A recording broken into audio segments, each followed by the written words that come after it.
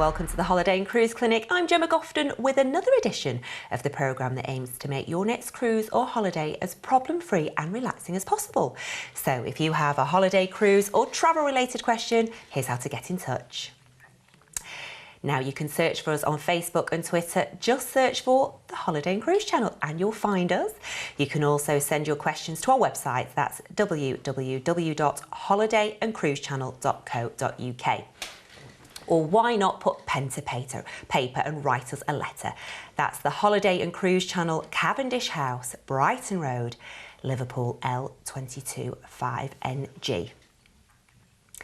Now, in today's programme, we're discussing ideas for days out and short breaks in Snowdonia, Wales. The Snowdonia National Park boasts vast areas of natural beauty and unique scenery. The park, which covers 838 square miles, is one of the 3 natural parks found in Wales, and the oldest one being designated as one in 1951. The area of Snowdonia National Park has so much to offer to visitors that if you're visiting it for the first time, you'll wonder why it took you so long. And here to tell us more is destinations expert Lisa Markham. Now, I love Snowdonia, so this is going to be such an indulgent chat for me. But let's kick off with, what area do you actually cover, just to break it down for us? Yes, well, you mentioned Snowdonia National Park. We are actually the southern part, so we're right down mid-Wales, which is a little corner of Wales that isn't quite on the sort of, you know, the beaten track of north-south. So you have to make a little bit of an effort to go inland. And then you find this natural beauty, which is just stunning. You've got everything within the radius of 30 miles. OK, so you say everything within the radius of 30 miles. So let's break that. It's confident. Let's break that down. Yes, well, you know, our story began 10 years ago. My husband, he's a farmer, and he had this wonderful phone call on Boxing Day, and all I could hear was him trying to find reception. It is a problem, the reception with all the mountains. And he was offered to buy the second most natural, highest mountain in Wales. Yes, so it's like 3,000 feet high. Like, you know, anybody's been to Wales, they will have heard of Cadair Idris. So then I had this wonderful idea of Cadair Idris holiday. He decided he would just buy the mountain. He did. OK. It took him 4 months, as you can, yes. But this had always been his dream. He'd had his family farm. Nobody knew it was for sale. So he actually is living his dream. But meanwhile, as a farmer's wife, you know, it is a way of life. So I decided to help the farming, that I would create a little tourist centre and the Cadair Idris holiday. So I then invite people in and offer the amazing places we have nearby. Even in our own valley, we have history. You know, it's like, yes, idealistic, magic, we have the music, welcome to the hills. We have everything there, really. It's just then I try, and yeah, there is a passion, because we were born there. I had my education through Welsh. You've got the language, you've got the culture. But also now, you know, I still appreciate it. At 16, I went on a world cruise, and I remember thinking, I haven't actually seen anything as beautiful as the Cadair Idris area.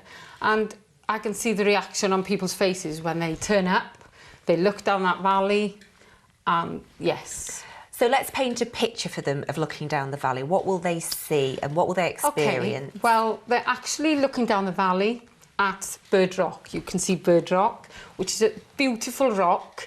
It's a landmark, and still, this is where the cormorants come up from the sea. They still think, after the drainage, years and years ago, they still come up inland to nest. So straight away, you have the wildlife. You have the birds. But just down the valley, 7 miles, you're actually on the coastline. And the interesting thing about our coastline now, we're the first country in the world, I think, that has actually opened its coastline. So now the coastal walk goes all along the Welsh coast. And and just to bring that all together, really, on Monday night, for example, there was a local lady, Beryl Vaughan. She's an infamous local lady. She has just spent the last year walking the whole of the coastal walk, and we welcomed her in with a choir to the rugby club in our nearby town called Machynlleth. And so the choir of all the young farmers and some old ones welcomed her in. And that epitomises, you know, you had the music, but yet a local farmer's wife who actually, I teach yoga, but she said that actually, Lisa, it's the yoga that's kept me going. Yeah. And that she walked in looking so amazing. But she was a local person loving what we have on our doorstep. So, you know, that really tells the story. It's worth coming.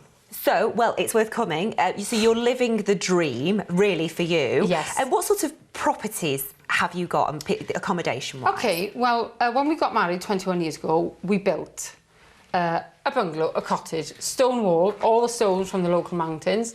We built the cottage. So then, when we bought the farm, 1,500 acres to the summit, I thought, fantastic. It actually sleeps 2 families, can sleep 12 easily. Plenty of parking. We have our own fishing rights. So, you know, whether it's walking, whether it's mountain biking, whether it's just a family enclosed garden, and whether they just want to enjoy farm life. The farm is on with little tracks. They can enjoy springtime, the lambs, the calves, the sheepdogs. And, you know, we actually offer, if ever, like today, for example, it's raining. So my husband had time and he was taking some visitors to see the sights, take them up onto the mountain to see the summit. So, you know, it's just varied, really. We have lots of people coming for different reasons. Sailing, surfing, golf. You know, it's all there. Walking is the big one, I think. It's just the freedom. And sometimes when they arrive, it's so dark. And they can even go to into the local pub, into the local village. And they'll say, oh, you know, we're looking for Maes y Wennol. And it's like, oh, yes, it's just up the road. We know the Markhams. You know, it's very community-led, which is lovely. So there is a little village for people who don't want to be cut off, you know, too much. Yes. So you can go and have a glass of wine if you need to be, if wanted. Yes, a lovely, actually, a fantastic little coffee shop as well as the railway and the pub. It's just perfect. Great, consistent meals.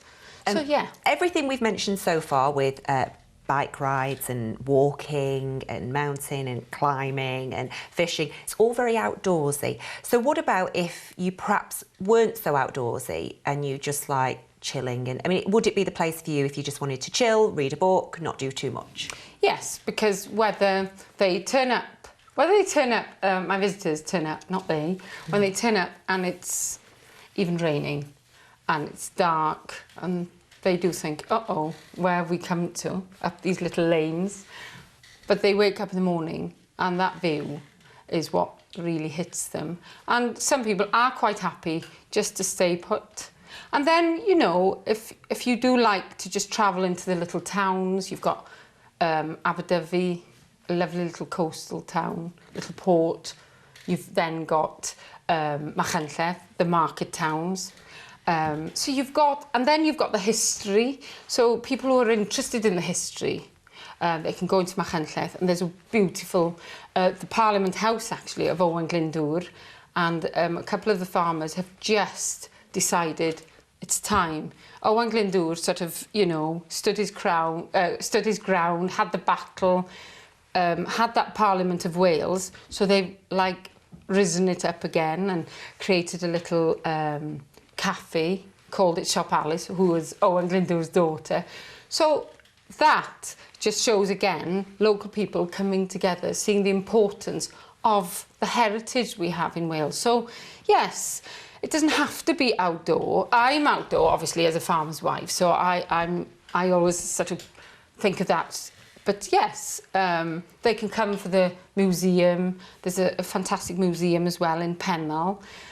And because of the influence of the Romans, There's lots of things to see in a little place called Cefn Caer.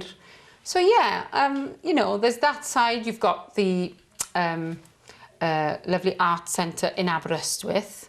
So when you actually think of Mid Wales tourism, that area, whether it's, for example, you've got the steam trains, which is a huge hit in every town, and they are becoming more and more popular. Ours, Talyllyn Railway, used to, the job was to actually take slate down to the ports all over the world, and now that little train takes, the owner sold it as you know, for the tourist industry, which is incredible, and it's celebrating 150 years this week.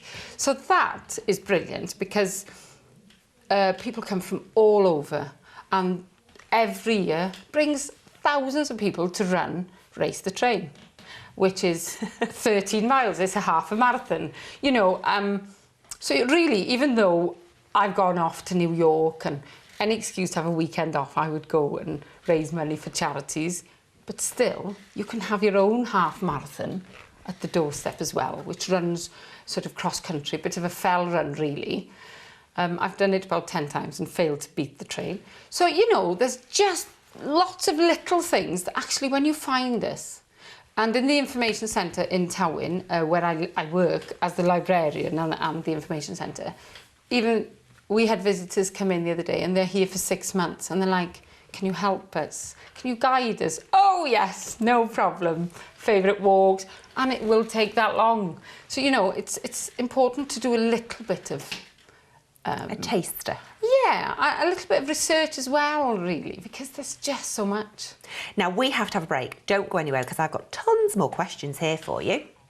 So don't forget that you can find out more information on the programme by visiting our website, www.holidayandcruisechannel.co.uk. And whilst you're taking a look at that, we'll take a quick break. See you shortly.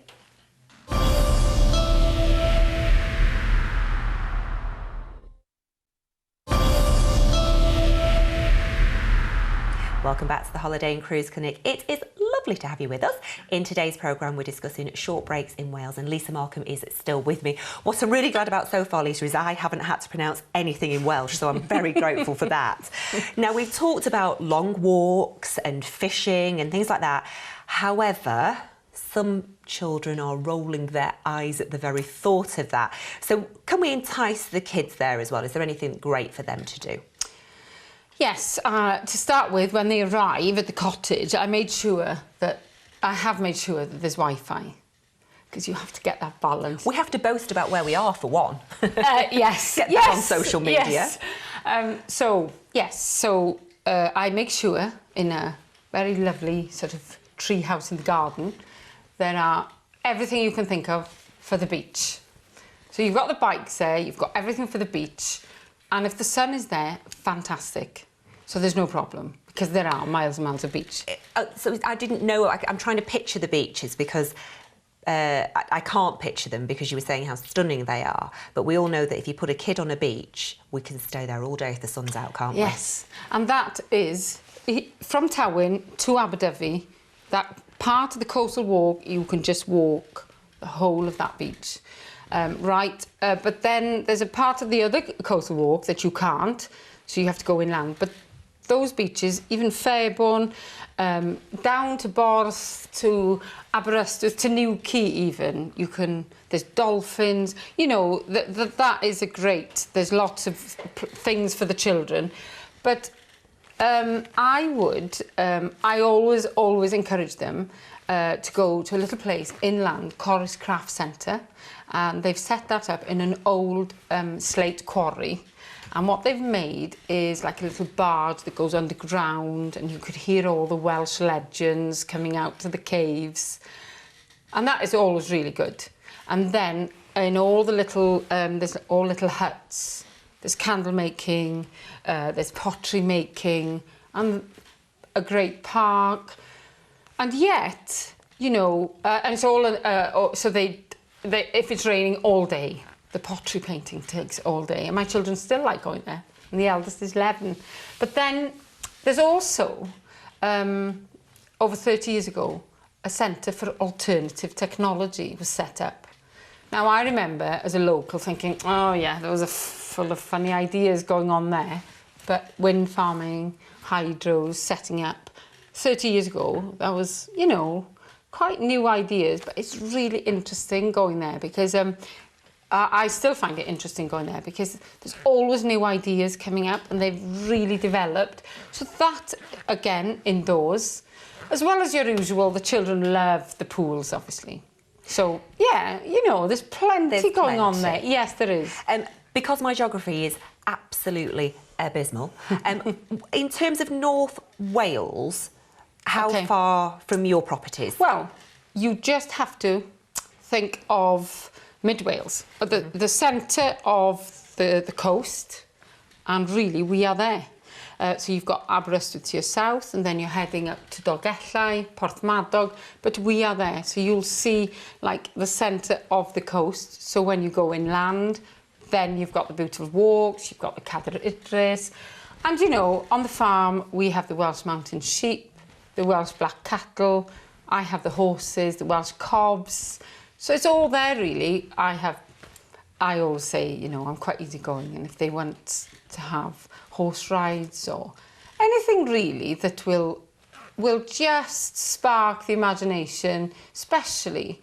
We have lots of walks, for example, the Duke of Edinburgh walks, they come and do their expeditions from all over, and their reactions when they're walking through the farms, they're like, oh, wow. Well, I was going to ask you about city slickers and when they arrive. Is it a really nice thing to see? Because I'm a bit of a city slicker, but once you get me to the Lake District or to Wales, I then become a real person who loves the outdoors. So do you see a real change in people as the days go on, that they might turn up a bit a bit frantic on the phone? And...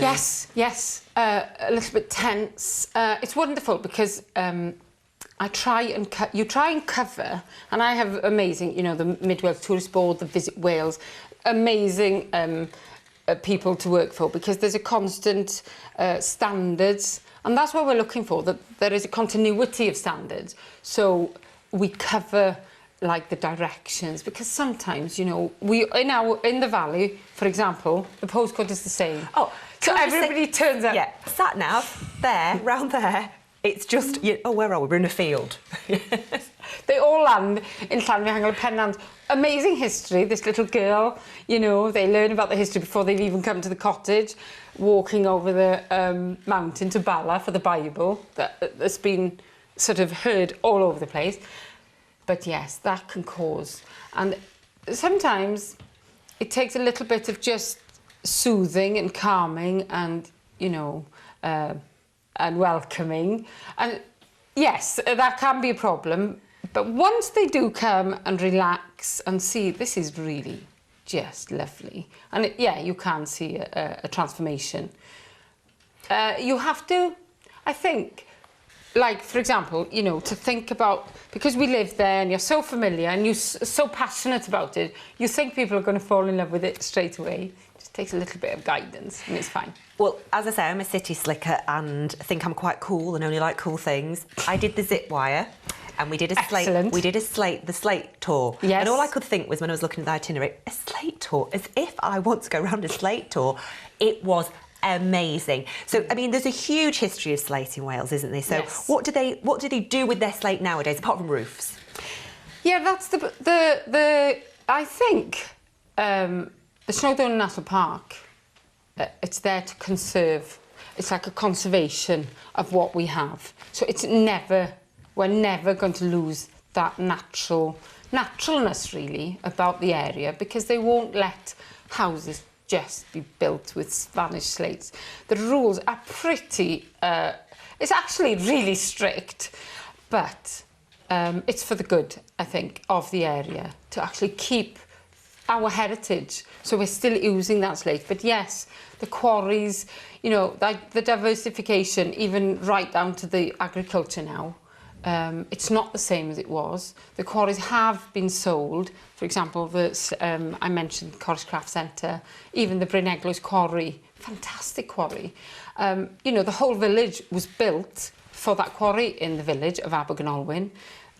All the little streets and all the quarry houses were people that went to work in the quarry.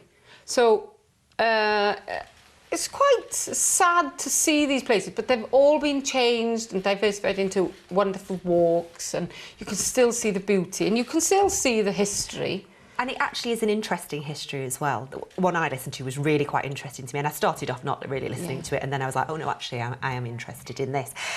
Let's talk about, very quickly, the most interesting bit of wildlife you've ever seen. Yes, I think the wildlife, I see it every day. Every morning I will have an early morning ride on my very newly broken in Welsh cob, Tommy Jones, and he's scared of everything. Now I go out before any traffic, so it's like 6 o'clock in the morning, hares, the rabbits and the foxes play a big role in the countryside. You know, lots of controversy, but they are there. The badgers, and the birds, the choughs, the brown owls, you know, they are all there, and it is really magical.